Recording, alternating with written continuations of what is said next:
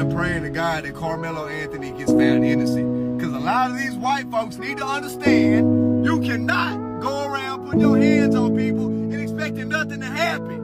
You cannot go around talking shit and expecting nothing to happen. That's your white privilege. You've been around the white folks too long. You think nobody gonna put hands on you or do nothing to you. You know, I've been on YouTube a long time, man. You know, starting around 2009.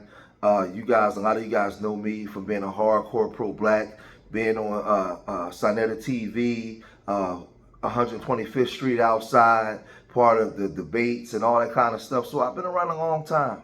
You know, I branched off and went and I started my own channel. And I always, you know, try my best to be black first, present my wife, my children, present a good look to black people to show them that we actually have functional black families out here. We do functional things, right? So, in talking about that, you know, I always champion for our people and to try to show us in a positive light. Well, with this Carmelo Anthony situation, with him being found guilty and given 35 years, the sad part that really breaks my heart is on social media today, you have a lot of sellouts, a lot of black people that are blatantly going against Carmelo Anthony because they want to have a seat under the table with those W folks. They want a burnt butter biscuit, right? They want a burnt cold butter, left out overnight butter biscuit, right? Where those same people wouldn't go this far to help you, right? We saw the Daniel Penny situation. We saw all this, right? And these people are going out of their way. They're going out of their way to just sell out and just be sellouts. Now, the one thing that these same people that they're fighting to defend wouldn't defend them. Those W conservatives on that side, those radicals that they want to be next to and under the guise of Christianity and all this bull crap, those corporate structure W folks won't defend you. But they want to be there at those seats. Now, you do have some W's that are out here that is defending Carmelo Anthony, right? Because they know their people more than anybody, right? And they're willing to stand out and call. Some of them may be in interracial relationships. Some of them may grew up around a lot of black folks and they have a lot of black friends. And they know their people more than anybody. And they're willing to call them out. But Stephen A. Snitch, he came to social media, right?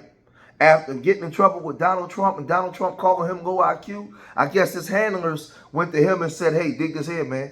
You got to get out in front of that Carmelo Anthony thing and you got to go say something, man. Oh, so we're going to get rid, we're going to get rid of you. Check this out. Carmelo Anthony murdered Austin Metcalf. There is no other way to slice it. How else do you explain, or can you explain?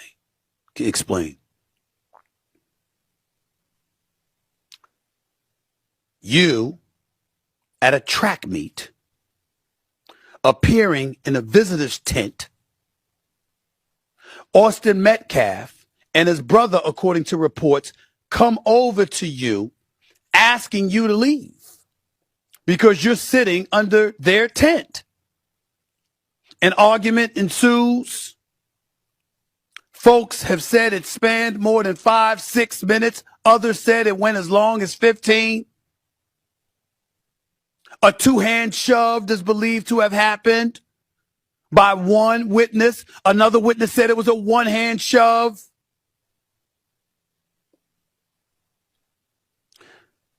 How does that justify Carmelo Anthony pulling out and stab? How? Some would argue, what the hell were you doing at the track meet with a knife to begin with? Others would argue, it wasn't like you were in fear for your life. There were witnesses around. There were people around. At worst, they might have expected fisticuffs, if that.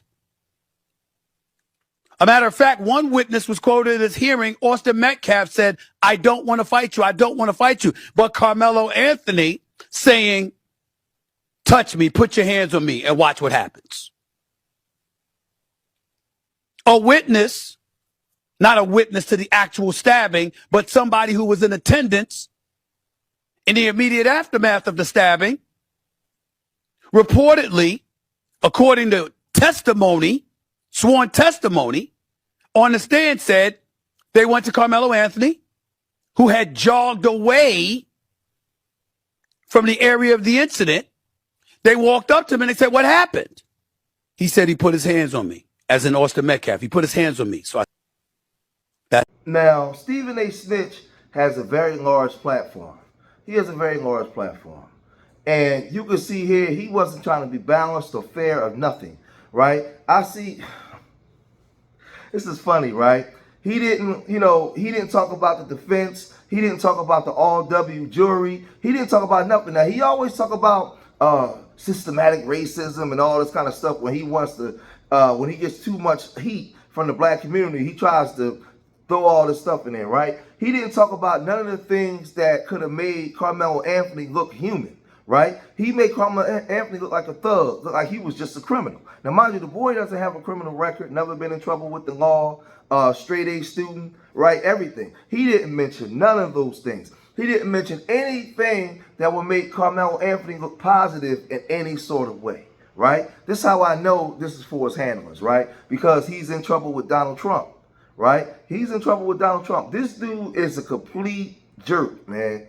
I mean, but you have so many black people online cheering the fact that he got 35 years. This is part of our trauma. I keep telling y'all this, right? But Bakari Sellers, he came after, not too long ago, he called out Stephen A. Smith for being anti-intellectual, right? He been called out Stephen A. Snitch and said that this dude wasn't to be trusted. But what do you say about Stephen A. Smith? I think that he appreciates the white gaze. And I think that he's made him... The white gaze? What's wrong with appreciating the white LGBTQ community? I didn't say gay. G-A-Z-E. Oh. Gaze. Did it sound like you said gaze? Did it sound like you said that? Boy, what's wrong with the white gaze? Gaze. G-A-Z-E.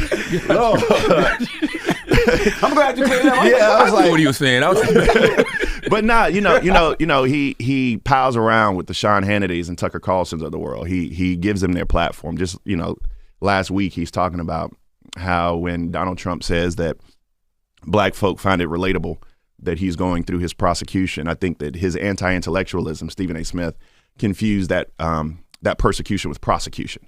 Like you cannot compare the plight of my father, who got wrongfully arrested, went to trial, went to prison.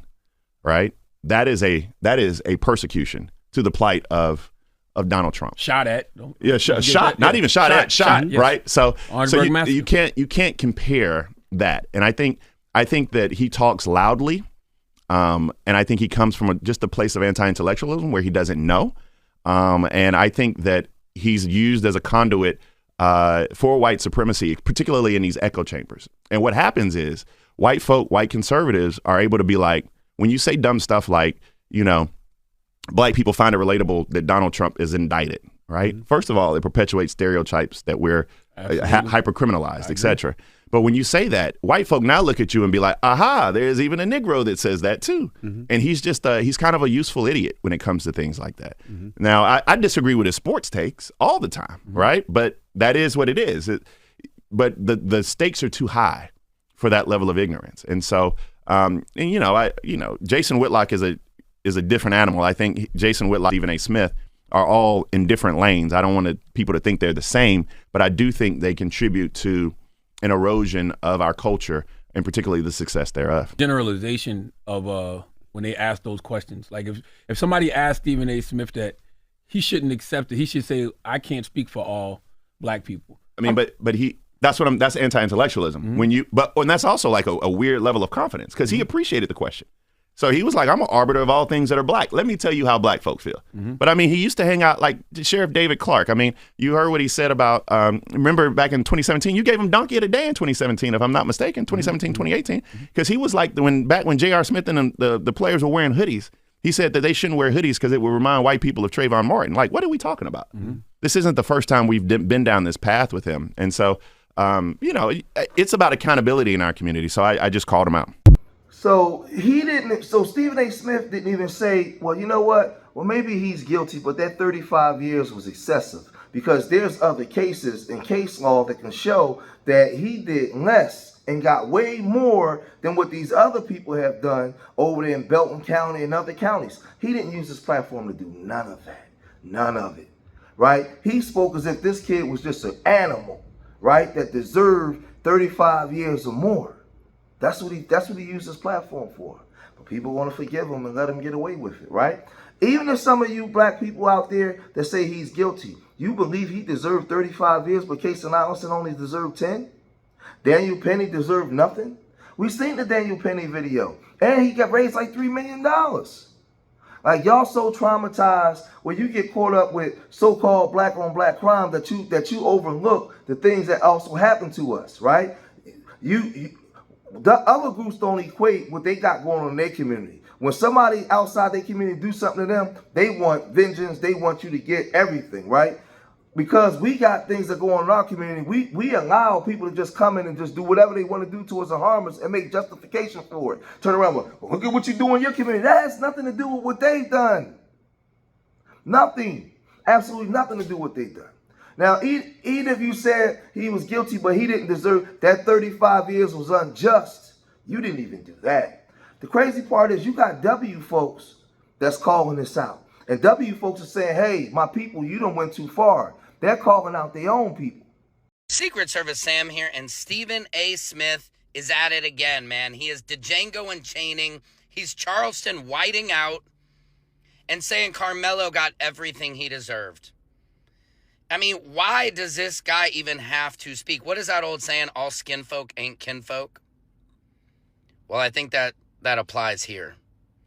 Because every time Stephen A. Smith opens up his mouth, it is just pure ignorance. And I feel like he just says this stuff to appeal to the execs that are funding his show. I just don't get who he thinks he's speaking to. But it's like on Fox News. Racist people love a black person who speaks of white racist talking points. They love it. Because then they'd be like, see, he gets it. Not understanding that's not the majority of how people feel. So, the word of the day, the lesson from the day, don't be a Stephen A. Smith, okay? I will always be here exposing the truth behind the headlines on the front line. I've upset white people, y'all. Well, I've been making them mad ever since I had this platform about 5 years ago, especially those in my community. They were raised just like me. They were propagated the same lies, the same stereotypes, the microaggressions, the same racism. I've been conditioned my entire life to regurgitate the same talking points, the same harmful rhetoric. 13% of the population commits 50% of all violent crime. Why didn't he just submit? Why didn't he just comply and leave the tent that day? It's the parents, it's the fatherless homes, it's the rap music, it's the culture. No, it's the victim mentality. Racism was so long ago. Stop being the victim. Take accountability. Pull yourself up by the bootstraps. I don't care if you're black, brown, purple, green, or yellow. I judge a man by the content of his character, not the color of his skin. And every time I hear these same tired talking points, I know exactly who I'm dealing with. I know who they voted for. But most importantly, I know exactly where they stand. What side of history that they are on. These are the same people who defend the Daniel Pennies of the world, who choked out Jordan Neely on a subway for acting quote-unquote erratically. A man with mental health issues and homelessness. Never physically touched a single person, yet you defended the death of him, the lethal force.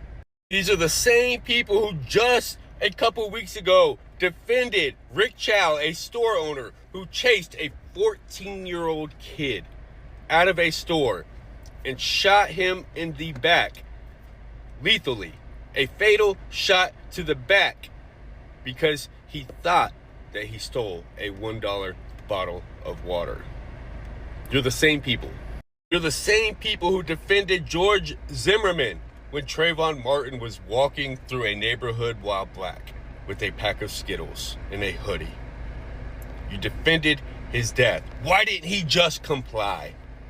You're the same people who celebrated the murder of George Floyd, who fought vigorously for the police officer, Derek Chauvin. The same people who had compassion and empathy for the blonde-haired police officer, Amber Geiger, who walked into the wrong apartment and fatally killed Botham Jean. You were okay with the 10 years that she got? Don't even let me get into the history of our criminal justice system. The 13th Amendment, the abolishment of slavery except when punishment for a crime, and that slave labor was such an integral part of the Southern economy that they started locking black people up in chain gangs, putting them back on these same plantations to work that they were just freed from. And white people in the South were so mad that they created laws, black codes, that literally targeted black people. They were enforced only on black people. Then you had the convict leasing. Fast forward 100 years, you got Jim Crow segregation. Entire black communities being wiped out. The Tulsa Massacre, the Rosewood, lynchings, mob riots of black people. And Jeff Metcalf, Austin Metcalf's dad, has the audacity to say, well, you should just be grateful because in 1960 you couldn't even vote, is what he said.